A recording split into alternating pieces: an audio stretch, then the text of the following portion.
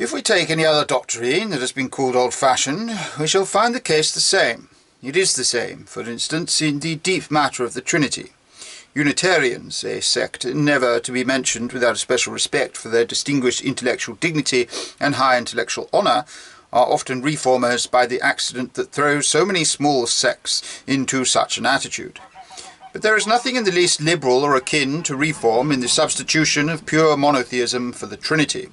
The complex God of the Athanasian Creed may be an enigma for the intellect, but he is far less likely to gather the mystery and cruelty of a sultan than the lonely God of Omar or Muhammad.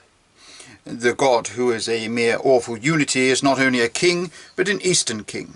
The heart of humanity, especially of European humanity, is certainly much more satisfied by the strange hints and symbols that gather round the Trinitarian idea. The image of a council at which mercy pleads as well as justice, the conception of a sort of liberty and variety existing even in the inmost chamber of the world. For Western religion has always felt keenly the idea, it is not well for man to be alone.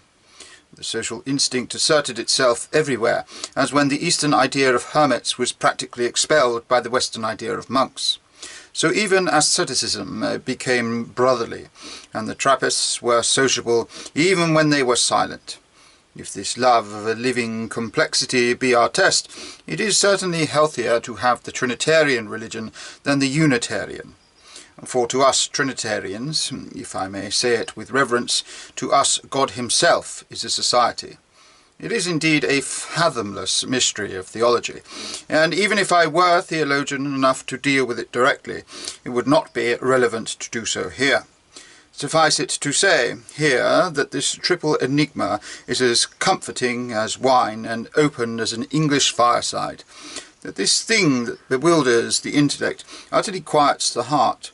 But out of the desert, from the dry places and the dreadful suns, come the cruel children of the lonely God, the real Unitarians, who with scimitar in hand have laid waste the world.